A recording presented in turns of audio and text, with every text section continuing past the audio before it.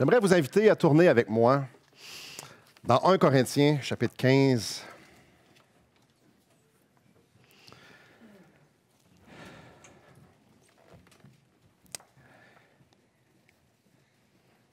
« 1 Corinthiens, chapitre 15. Et j'aimerais qu'on puisse prier avant de débuter. Seigneur, quel amour! Seigneur, on célèbre ton amour, on célèbre ta puissance, ton humilité. Ce matin, ton peuple, Seigneur, est dans la joie.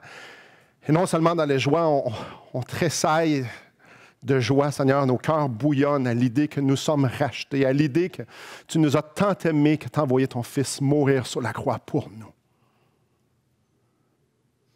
Seigneur, que non seulement il a obéi jusqu'à la mort de la croix, mais tu l'as également ressuscité avec puissance. Tu l'as élevé. Et aujourd'hui, il est assis à la droite de la majesté divine dans les lieux célestes. Et Seigneur, en lui, nous sommes également tes enfants, nous sommes également au ciel. Tu nous as ressuscités avec lui. Seigneur, ce matin, on veut célébrer ton nom, célébrer notre salut, ta rédemption que tu as planifiée pour nous, notre unité avec toi, sa vie en nous. Sois parmi nous, par ton Esprit Saint, viens nous guider, viens nous inonder de ta présence dans les prochaines minutes. Alors qu'on rouvre ta parole, que chacun, chacune puisse se faire abreuver par toi, le rocher des siècles, celui qui, de ton trône coule l'eau éternelle, qu'on puisse, Seigneur Dieu, chacun, chacune goûter à cette eau ce matin, que ton Esprit Saint va nous communiquer et faire jaillir en nous. Seigneur, s'il y a des gens qui ne te connaissent pas, qu'ils puissent voir la gloire de ta croix, la gloire de ta résurrection, la gloire de ton élévation. Seigneur, que chacun puisse se voir à la lumière de ton amour, de ta justice et de ta grâce. À toi soit l'honneur au siècle des siècles. Amen. Une des choses que je remarque, que je constate dans le ministère, c'est que, surtout, évidemment, vous allez tous au courant de ça, mais dans le ministère, on est vraiment les deux mains dedans, on baigne là-dedans. Le nombre de personnes qui souffrent, de toutes sortes de souffrances. Les gens qui ont de la douleur interne, des gens qui ça fait mal pour mille et une raisons. Il y a beaucoup de gens qui ont le mal de vivre. Mon épouse travaille comme technicienne en laboratoire dans une pharmacie et je ne vous mentirai pas que c'est les antidépresseurs qui se vendent comme des petits pains chauds. Ça, ce n'est pas parce que le monde sont de bonne humeur. Et probablement, peut-être qu'il y en a parmi nous qui en prennent. Et mon but, ce n'est pas de lancer des pierres, mais de se dire que, il y a du monde qui ne va pas bien. Le nombre de divorces au Québec. Le nombre de divorces, oui, je sais qu'en Amérique du Nord, on est la place où est-ce que le taux de parents mariés est le plus faible. Mais non seulement ça, le taux de divorce au Québec est le plus haut en Amérique du Nord. Et on est au niveau du monde, le Québec est pas mal en haut de la liste. On s'entend, mes parents ont vécu un divorce. Ça ne va pas très bien quand les gens se divorcent. Et avant d'un divorce, il y a beaucoup de gens qui ont des problèmes de couple. Parce que tu ne divorces pas comme ça parce que ça te tente, ça va mal. Comme je l'ai dit en tant que pasteur, j'ai l'opportunité de voir les gens souffrir. Parce que bien souvent, ils m'ouvrent leur cœur, parce qu'ils viennent chercher de l'aide. Et c'est impressionnant le nombre de personnes au fil des années que j'ai pu rencontrer qui sont esclaves d'habitudes, qui sont très destructives, que ce soit le gambling, que ce soit l'automutilation, la pornographie, la boulimie, l'anorexie, la colère, des dépensiers obsessifs, compulsifs, je devrais plutôt dire, ou obsessifs aussi. Les gens qui sont esclaves de leur passé. Savez-vous quoi? Il y en a. Parmi les chrétiens, je parle. Parmi les gens qui se disent nés de nouveau. Et même si on va un peu plus dans le triste, vous dire, hey, tu commences lourd à matin? Oui. Puis ça s'améliorera pas, là. Ça va s'améliorer, mais juste plus tard. La mort est d'actualité pas mal. La mort, c'est comme l'ultime souffrance. pour ceux qui restent. Et ça, il y en a beaucoup qui vivent ça. Personnellement, j'ai perdu 3 cousins et une cousine en bas de 30 ans. C'est spécial. Ma cousine, elle avait, je pense, 8 ou 9 ans. Elle s'avait frappée. C'est atroce. Puis on a tous nos histoires difficiles comme ça. J'ai perdu 6 tantes et oncles, la plupart avec le cancer. Combien de personnes ici connaissent quelqu'un qui a le cancer? Vous levez la main. Ouais. Puis on ne meurt pas nécessairement du cancer, mais on va s'entendre. C'est pas Jojo. Mon père m'a appris il y a 2 semaines qu'il avait le cancer. Je dis, oh, c'est une maladie grave. Comme je dis, c'est pas tout le monde qui en meurt. Mais il y en a beaucoup qui en meurent. C'est pas joyeux. Mais la vérité, c'est que la mort est partout. Ah, ici, on est tous de bonne humeur. On s'est serré à la main tantôt, la plupart. Hey, ça va bien? Oui, hey, content de nous voir. On était de bonne humeur. Mais si vous ne souffrez pas, vous connaissez certainement du monde qui souffre parce que c'est pas mal ça.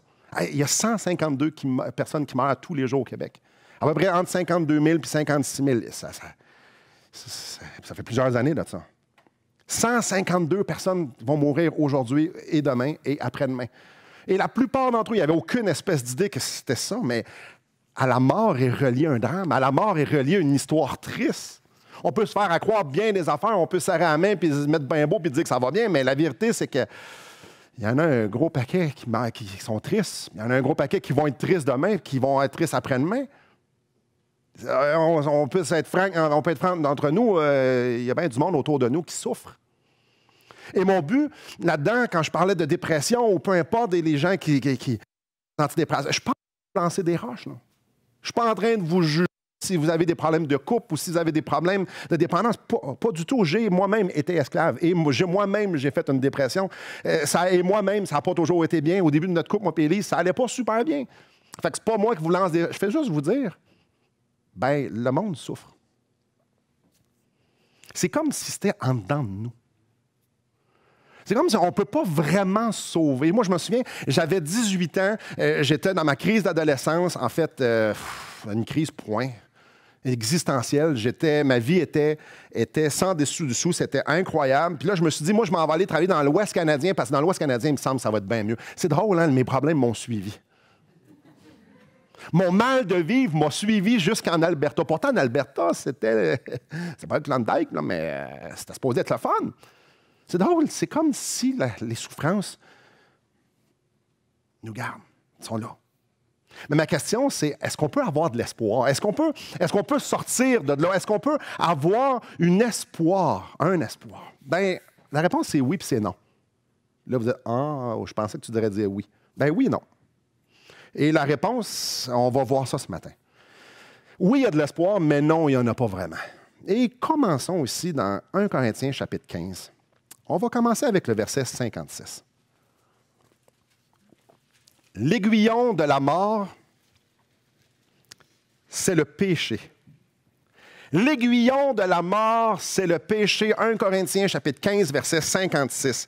L'aiguillon, c'est quoi ça, l'aiguillon? La force qui cause. L'aiguillon, là, c'est qu'est-ce qui cause quelque chose d'autre, la puissance en arrière de quelque chose. Ici, notre verset nous avance que la force derrière la mort, c'est le péché. La cause de la mort, c'est le péché. Et ça remonte loin.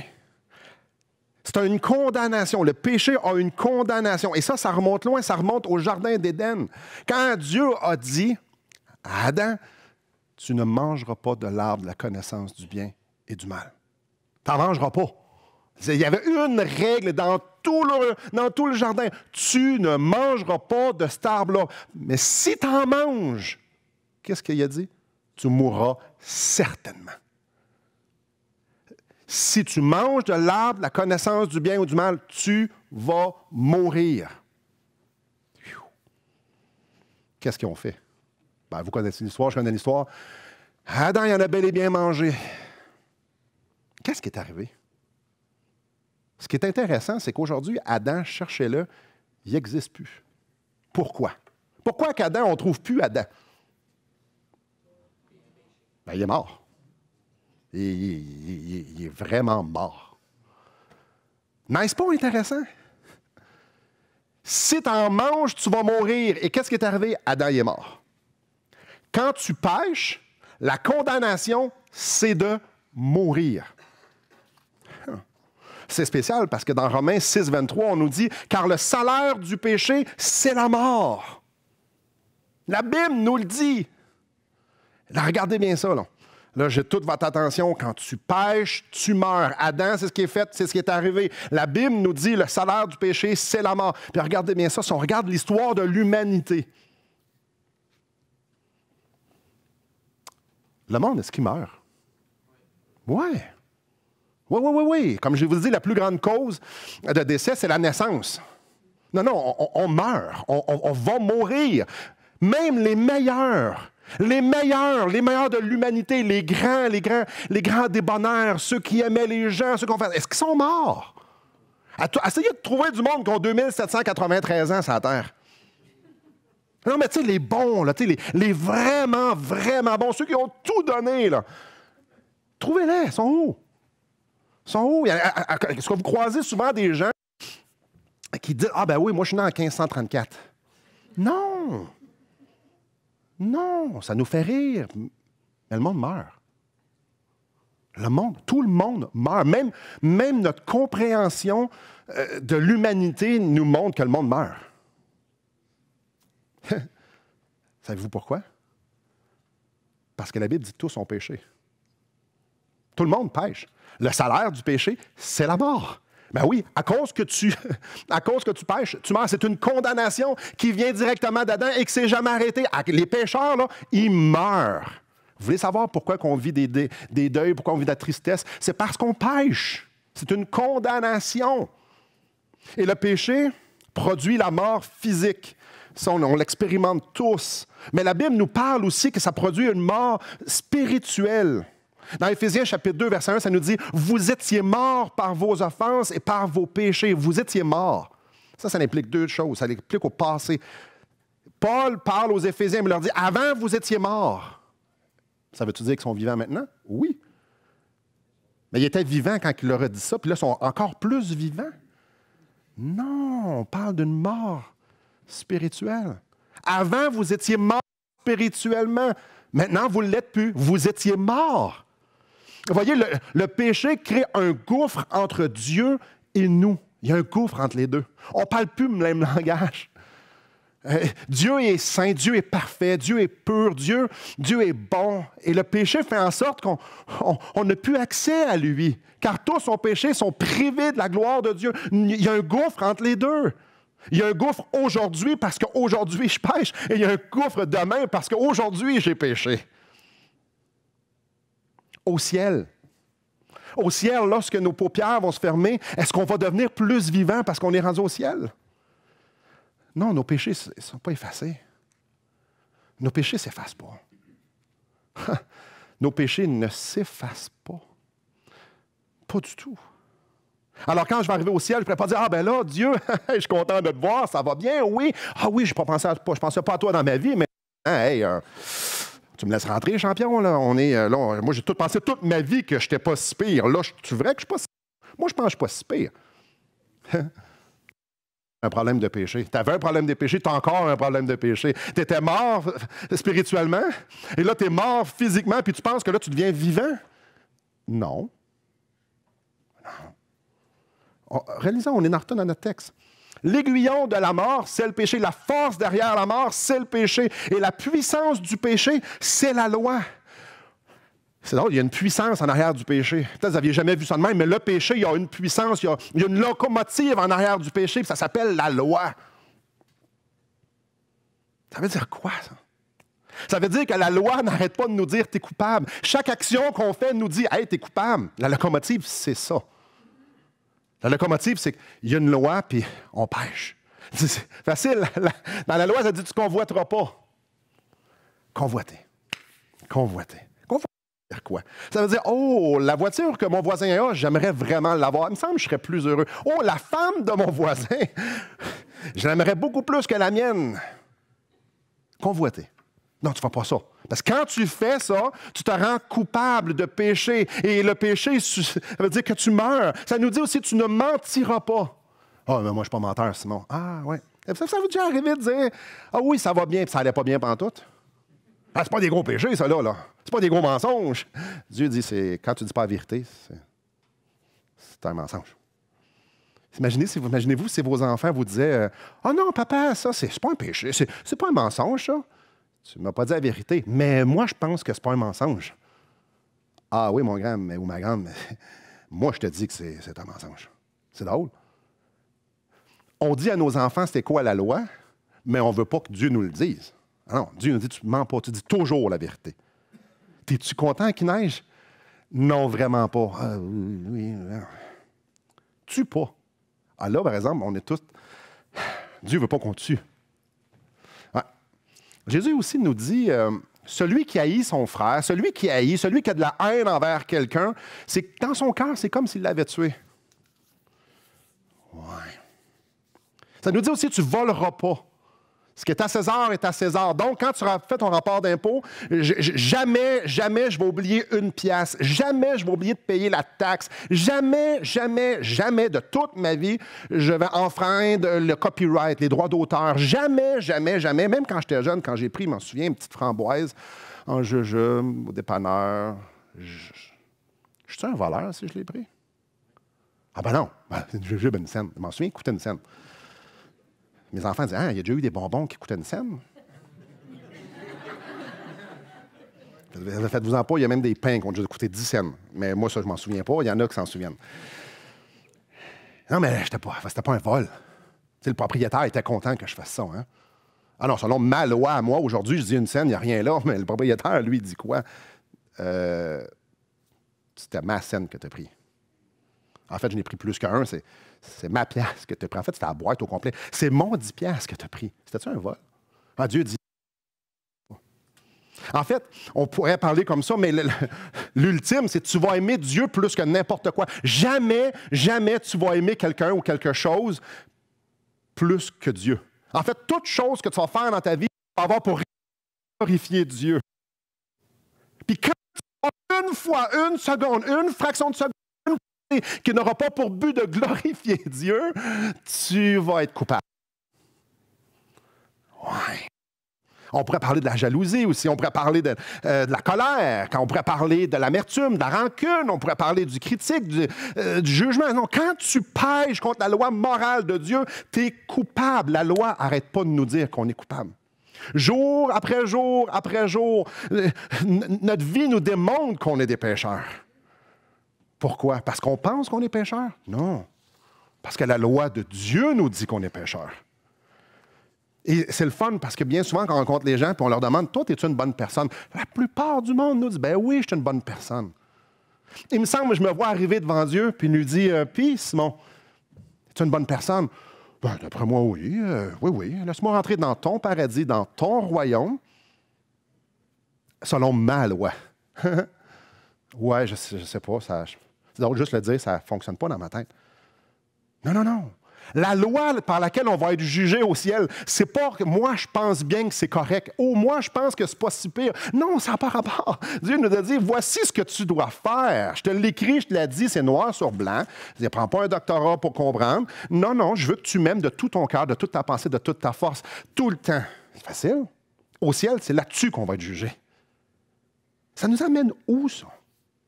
Ça nous amène à réaliser qu'on mène une vie qui n'a pas beaucoup de Dieu dedans. Ça nous amène à pécher selon la loi de Dieu, ce qui veut dire qu'on va mourir. Mais ça, ce n'est pas une grosse surprise parce que je pense que vous attendiez tous de mourir. Vous n'êtes pas rentrés ici en pensant que vous étiez pour ne jamais mourir. Ça fait juste prouver le point que vous êtes coupable. Chaque transgression, chaque péché de la loi, chaque transgression de la loi, c'est un péché. Et chaque péché, ce qu'on peut lire ici, au verset 56, est condamnable de mort. Il y a des gens qui me disent, oui, mais moi, je vais m'arranger avec Dieu. Oui, c'est sûr. Oui, mais moi, je suis vraiment pas si pire. Oui, mais lui, il pense quoi? C'est sa loi, c'est lui le juge. C'est lui qui a fait les lois. C'est quoi? Il y a beaucoup de gens qui essaient de chercher des sauf-conduits. Je vais être religieux, je vais aller à l'église, je vais lire la Bible, c'est sûr. Je vais faire ci, je ne ferai pas ça. Ah, ben, le sauf-conduit, moi, je ne comprends pas Dieu. Dieu m'a fait ci, Dieu m'a fait ça. Donc, moi, il n'y a pas... Attends un peu, là, c'est à Dieu que tu parles. C'est à Dieu. Même si tu es en colère contre Dieu parce qu'il ne fait pas tout ce que toi, tu veux, puis à ta pensée qui est injuste, ça n'enlève pas le droit de te juger, ça, là. Non. Il n'y en a pas d'issue. Chaque pécheur, nous sommes tous condamnés à mort. Et j'aimerais qu'on prenne une seconde ici pour y penser. Méditez sur votre vie. Est-ce que vous êtes pécheur? Est-ce que vous êtes pécheur? La Bible dit que vous êtes pécheur. Et le fait que vous pensez mourir fait en sorte que vous êtes pécheur. Mais la mort physique, c'est juste une partie de la condamnation. Il y a aussi une mort spirituelle. Il y a un gouffre. Et cette mort spirituelle-là, il y a une fin, ça s'appelle l'enfer. Est-ce qu'il y a de l'espoir? Non. Il n'y en a pas, je n'ai pas d'espoir. Selon la loi de Dieu, je suis pécheur. Selon la loi de Dieu, je ne pourrais pas être meilleur. Selon la loi de Dieu, je suis souillé. Selon la loi de Dieu, je suis corruptible. Le péché me souille. Non, il n'y a pas d'espoir. Je n'ai rien en moi qui peut faire en sorte qu'une milliseconde, je peux me présenter devant Dieu et penser que je suis correct. Non, il n'y a pas d'espoir en nous. Mais, regardons le verset 57. Mais grâce, encore les fameux beaux « mais » dans la Bible. Mais grâce soit rendue à Dieu qui nous donne la victoire par notre Seigneur Jésus-Christ. Quelle bonne nouvelle! Au verset 56, il n'y a pas d'espoir. Puis au verset 57, on parle de victoire. Il y a une possible victoire sur le péché. C'est écrit, Dieu nous donne la victoire par notre religion, par nos bonnes actions, par notre ferveur, par notre capacité à tout comprendre. Non, pas en tout. Pas en tout. Par Jésus, par notre Seigneur Jésus-Christ. Pour avoir la victoire sur la mort, il y a une seule façon, puis il s'appelle Jésus. On doit comprendre que nous, il n'y a pas d'espoir en nous. La seule façon d'avoir de l'espoir, c'est Jésus. Ce n'est que par Jésus que je peux être sauvé. Pourquoi Jésus? Pourquoi seulement Jésus? Venez avec moi, toujours dans le même chapitre, chapitre 15, verset 3. Qu'est-ce qu'il a fait pour pouvoir donner la victoire? Qu'est-ce que Jésus a pu faire? Et on l'a chanté tantôt, et la plupart d'entre nous le connaissons. Je vous enseignais au verset 3, je vous enseignais avant tout, comme je l'avais aussi reçu, que Christ est mort pour nos péchés. Qu'est-ce que Jésus y a fait? Il est mort pour nos péchés. Mais là, je sais, c'est folklorique pas mal au Québec, ça. Parce qu'il y a des petites croix avec un petit Jésus dessus. Mais c'est pas de ça que je parle. C'est pas du folklore, puis je ne veux pas parler du petit Jésus, je veux parler du glorieux et majestueux Jésus. Dieu s'est fait chair, puis il est venu mourir pour moi, puis pour toi. C'est pas du folklore. C'est beaucoup plus que les paroles d'une belle chanson. C'est beaucoup plus qu'un petit monsieur sur une croix. Un instant, il y a quelqu'un, je ne sais pas si vous avez vu le film La Passion du Christ. J'ai vu ça il y a 2 semaines chez nous. Ouais. Laissez votre main dans 1 Corinthiens 15 et venez avec moi dans Ésaïe 53. Ésaïe 53 qui nous parle justement de cette mort-là, qui nous parle justement de ce Jésus-là, de ce sacrifice-là, qui est mort pour nos péchés. Ça implique quoi, mort pour nos péchés? Ésaïe 53, le verset 4. Cependant, ce sont nos souffrances qu'il a portées. C'est de nos douleurs qu'il s'est chargé. Et nous l'avons considéré comme puni, frappé de Dieu et humilié. C'est ça, il riait de lui. La cité de Dieu descend, sauve-toi puis sauve-nous, c'est ce que les 2 autres disaient. Ils l'ont humilié. Ah, toi, tu le mérites. Mais non, verset 5. Il était blessé pour nos péchés, pour les miens. Brisé pour nos iniquités. Le châtiment qui nous donne la paix est tombé sur lui. Moi, je suis condamné à mort et vous êtes condamnés à mort. Puis Christ est mort pour nous. Lui, il était parfait. Lui, il a vécu une vie que moi et vous, on a vécu. Péché, une vie parfaite, une vie d'obéissance. Lui, il l'a vécu. Il n'y avait aucune condamnation sur sa vie à lui. Lui, il n'avait pas d'affaire à mourir. Puis il a dit, Simon, je vais mourir pour toi. Simon, je vais mourir pour mettre votre nom. Il est mort pour nous. Ce que je devais, ce que tu devais subir pour notre péché, cette séparation-là, ce gouffre-là, cette mort-là, cette séparation d'avec Papa le Père. Jésus dit, moi, je vais le prendre sur moi. Je vais prendre ta séparation, je vais prendre ta condamnation, je vais prendre ta place pour que tes péchés soient pardonnés. Jésus s'est offert en sacrifice à ma place. Je suis un condamné à mort. Et Jésus il a dit, oh, je vais prendre ta place, Simon. Pour toutes les fois que j'ai dit à Dieu, tasse-toi de là, ça va marcher à ma manière. À toutes les fois que j'ai voulu vivre pour moi, toutes les fois que j'étais loin de vivre comme les valeurs morales, les lois morales de Dieu, toutes les fois que j'ai dit ce que j'ai fait, n'ont pas eu pour résultat d'honorer Dieu. Pour toutes ces fois-là, je méritais la condamnation. Jésus a dit, hey, je vais le prendre. Alors que moi-même, je lui disais, tasse-toi. Moi-même, je lui disais, non, je ne veux pas vivre selon ce que toi tu veux. Lui, il disait, oh, je t'en vais prendre sa condamnation. Alors que moi-même, c'était mes péchés qu'il crucifiait là. Il a dit, c'est pour toi, je le fais. C'est pour toi, Simon, je fais ça. Il m'a dit, Jésus-Christ nous dit à vous, il dit à moi, prends ma perfection, prends ma vie parfaite, approprie-toi ma vie parfaite. Je vais prendre tes péchés. Veux-tu tes péchés? Veux-tu que je prenne ta condamnation? Je vais la prendre. Prends ma vie parfaite. Quel échange extraordinaire! Y a-t-il quelqu'un ici que ça y tente d'aller mourir pour Rocco Magnotta, d'aller prendre sa place? Non! Ah là, Simon, t'en prends un gros. Y a-t-il quelqu'un qui a envie de mourir pour quelqu'un? Non. Puis nous, en plus, c'est contre nous. C'est pas contre nous, c'est nous contre lui. Il a dit, prends ma perfection. On retourne au chapitre 15. Chapitre 15, on est au verset 4. Il a été enseveli parce qu'on ensevelit les morts. Et il est ressuscité le 3e jour. Il n'est pas juste mort pour mes péchés, il a aussi ressuscité. Non seulement il a parfaitement accompli la loi de Dieu, il n'a jamais vécu, il n'a jamais transgressé dans toute sa vie. Non seulement il a obéi parfaitement, mais la mort n'a pas pu le retenir. La mort n'a pas pu retenir le Fils de Dieu. Ce qui donnait la force à la mort, c'était le péché. Et il a pris mon péché sur lui, donc il est mort. Puis Jésus, il a tout anéanti ça. Lui, par sa perfection, par la puissance de son Père, il a anéanti le pouvoir de la mort parce qu'il est ressuscité. Jésus a non seulement payé nos dettes pour nous pardonner, qui est déjà extraordinaire, mais il a aussi vaincu la mort pour pouvoir nous donner la vie. Au verset 56, regardez ce qui est écrit.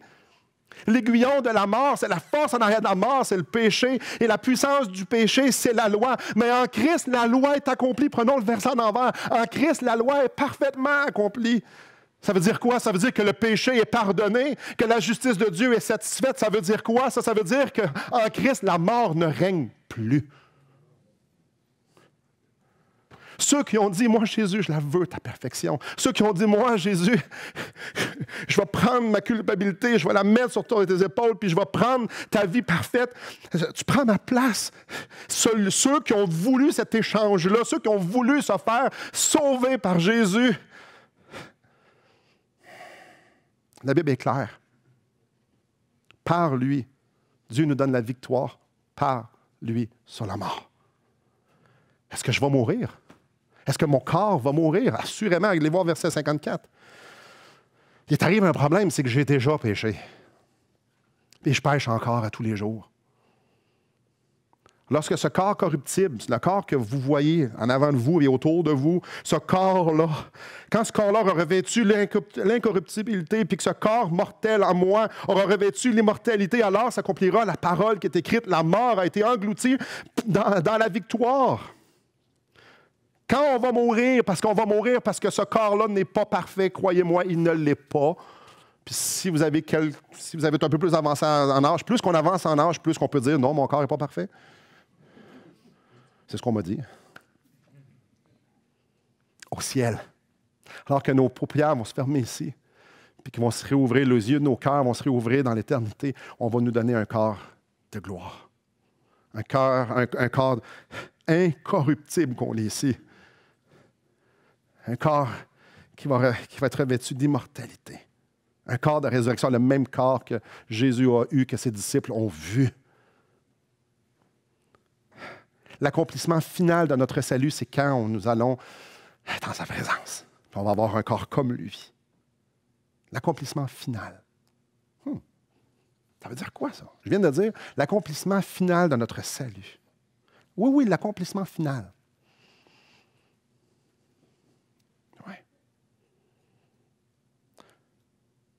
Si aujourd'hui,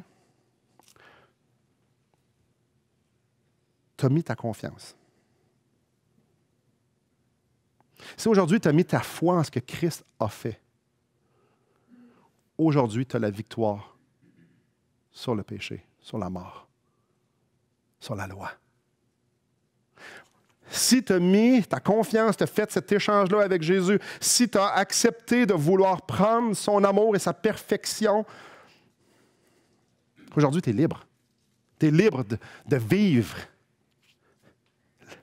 Tu peux vivre libre. Le péché n'a plus de pouvoir sur nous, chrétiens. Nous ne sommes plus coupables. Ceux qui ont accepté Christ ne sont plus coupables. Essayez pas de me dire que je suis coupable. Je suis encore pécheur, mais je ne suis plus coupable parce que ceux qui sont en Jésus-Christ, il n'y a plus aucune condamnation contre eux. Le juge ne voit que le sang de l'agneau, le paiement, la vie parfaite de Jésus-Christ. Je ne suis plus coupable. Christ a payé ma libération. Je ne suis plus esclave de la mort.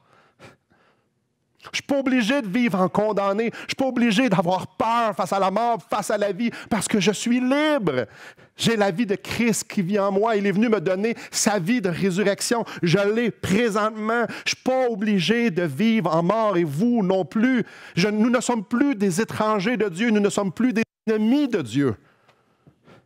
Je ne suis pas obligé de vivre pour moi. J'ai une nouvelle vie. Je peux vivre maintenant pour papa. Je peux vivre pour glorifier mon Père, celui qui m'aime, celui qui m'a racheté. Je ne suis plus obligé.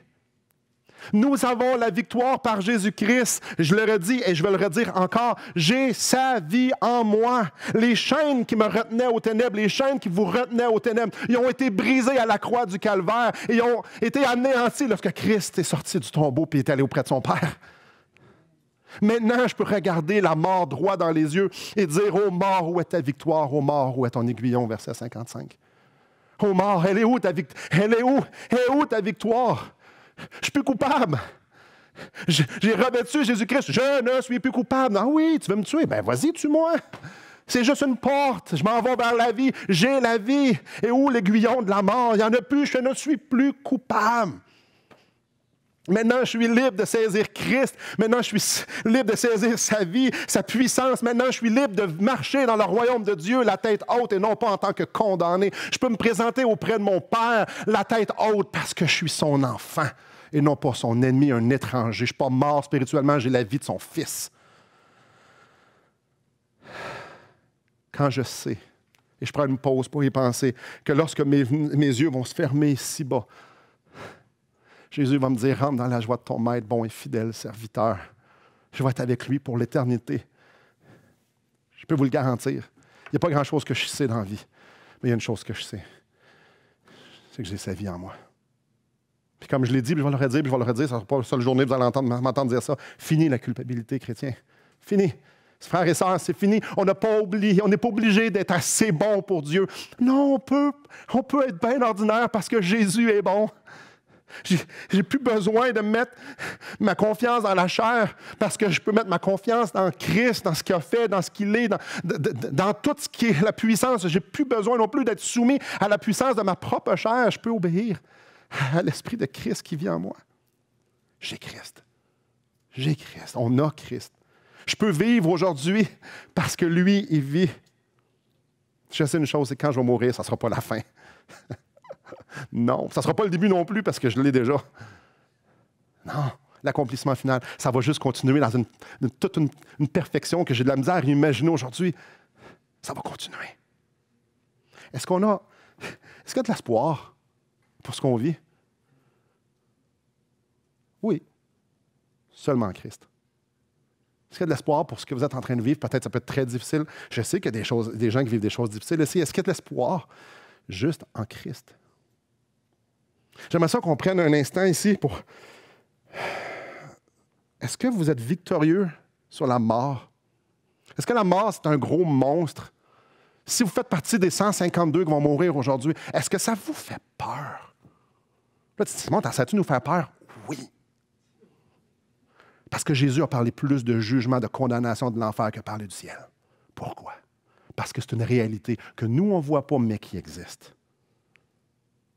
Est-ce que pour moi, la mort, c'est plus une délivrance parce que je vais voir Christ, ou la mort, c'est quelque chose qui fait « j'espère que je vais être correct ».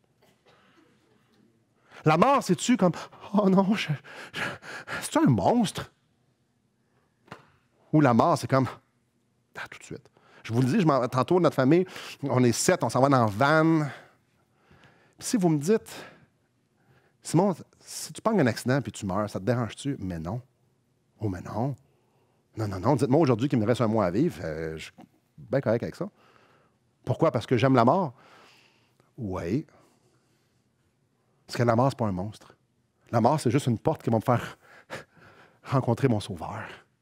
C'est quoi pour vous la mort? Et je vais même un peu plus loin. Quand tu vois la croix, quand tu réfléchis à la croix, quand tu vois à quel point Dieu t'aime à un point qu'il veut que tu prennes ta condamnation puis te donner sa vie parfaite, as-tu accepté cet amour-là? As-tu accepté l'amour que Dieu te donne, que Dieu t'a tellement aimé qu'il a donné son Fils unique, afin que si tu crois en lui, tu ne périras pas, mais tu vas avoir la vie éternelle maintenant et pour toujours? Ou maintenant, t'as-tu accepté ça? Ou maintenant, t'es plus du genre, on verra ça plus tard. Ouais, plus tard.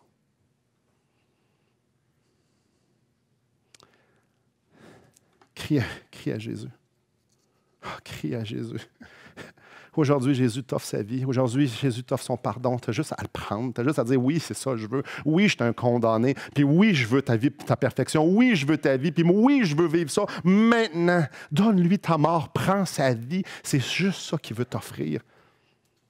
Et ce matin, si vous êtes ici, je n'ai pas envie de vous dire d'autre chose. Mais pour nous, chrétiens, pour nous qui avons cette assurance-là de notre salut, réalisez-vous qu'on est vivant. Réalisez-vous, tantôt je parlais aux jeunes, j'ai fait l'école dimanche aux enfants, puis je lui disais qu'on a des veines. Et que le sang, s'il arrête de circuler, on va raidir, puis on va être mort pas mal. Mais tant que le sang circule, on a une vie, mes doigts bougent parce qu'il y a du sang partout, puis je suis ici parce qu'il y a du sang. Mais Jésus-Christ est en dedans de moi, puis le Saint-Esprit fait en sorte que sa vie peut être démontrée en moi. Puis si je vis, c'est plus moi qui vis. C'est Christ qui vit en moi. Peu importe ce que tu es en train de vivre. Levez-vous pas, mais debout, chrétien. Levez-vous la tête, peu importe ce que tu es en train de vivre. Tu as toute la puissance nécessaire, la puissance de résurrection, toutes les bénédictions spirituelles dans les lieux célestes en Christ, on les a présentement. Tu as besoin de puissance, elle est là. Tu as besoin de sagesse. Christ veut te donner la sagesse parce qu'il est lui-même la sagesse. Tu as besoin de sa patience. Tourne-toi vers lui. Tu as besoin de délivrance. C'est ce qui fait le mieux, couper les chaînes. Tourne-toi vers lui. Tu as besoin de courage, d'assurance. Christ a fait face au monde entier. Sans rien dire. Il a fait face à toute cette torture-là sans même ouvrir la bouche. Frères et sœurs, croyez-vous pas là qu'il y a assez de courage et d'assurance pour faire face à ce que vous avez besoin? Aujourd'hui, on peut faire face à demain, on peut faire face à tout ce que vous vivez aujourd'hui parce qu'il vit. On n'est pas juste pardonné, nous avons sa vie. Ça veut dire que nous avons droit à tout ce qui est, puis à tout ce que ça peut contenir le royaume de Dieu. Aujourd'hui, je termine avec ça. Fixez bien le verset 55. Aujourd'hui, vous pouvez regarder votre chair. Vous pouvez regarder la puissance des ténèbres. Vous pouvez regarder la mort. Vous pouvez regarder tout ce que vous avez devant vous, tous les obstacles que vous pouvez avoir devant vous, que ce soit votre chair ou n'importe quoi, puis dire, « Ô mort, où est ta victoire? Ô mort, où est ta victoire? Ô mort, où est ton aiguillon? Et où la puissance? Parce que nous sommes libres. » Aujourd'hui, je peux être vivant de sa vie parce qu'il vit. Et ça veut dire quelque chose pour chacun d'entre nous. Et je vous souhaite, vous allez partir d'ici avec cette vie-là, en vous repentant, en disant, je veux ta vie, Jésus. Et je nous souhaite à chacun d'entre nous qu'on puisse sortir avec cette vie-là, parce que le monde n'a pas besoin d'une manifestation. Le monde n'a pas besoin de plus de paix. Le monde n'a pas besoin de rien d'autre que de Jésus-Christ. Des enfants de Dieu qui proclament à quel point il est extraordinaire. Que Christ est tout-puissant et qui aime le monde entier. C'est de ça que le monde a besoin. Que nous, on puisse vivre la tête haute en Christ. Prions. Seigneur, je ne sais pas s'il y a des gens ici qui ne te connaissent pas, je ne sais pas ici, je ne sais pas qui, quoi, comment, où est-ce qu'on est. Seigneur, et ça m'est pas mal égal parce que toi, tu le connais. Toi, tu sais qui. Toi, tu sondes nos reins. Toi, ô Dieu, Papa éternel, mon Papa. Tu sais de quoi moi je suis fait et je le sais parce que tu me parles depuis tant d'années, que tu me diriges depuis tant d'années, tu ne m'as jamais abandonné, tu as toujours été fidèle, combien tu es patient. Et je le sais que tu es le même papa pour chacun de tes enfants ici présents. Et Seigneur, je ne sais pas ce qu'ils ont besoin, mais je te demande, Père, que tu puisses les encourager par ta résurrection, la résurrection de ton Fils, la vie de ton Fils. Ma prière, Seigneur, c'est d'abord et avant tout, c'est s'il y a quelqu'un ici qui ne peut pas t'appeler papa, ou qui n'est pas certain que tu es papa, ou Seigneur, peut-être qui est fâché après toi, peut-être qui essaie de comprendre des affaires qui ne peuvent pas être comprises parce que tu es infiniment plus grand. Touche son cœur. Révèle-toi à cette personne. Et Seigneur, que dans les prochains cantiques qu'on va chanter, que nous puissions te célébrer de tout notre cœur et que notre vie puisse être une symphonie pour toi. À toi soit la gloire, l'honneur et la puissance au siècle des siècles. Amen.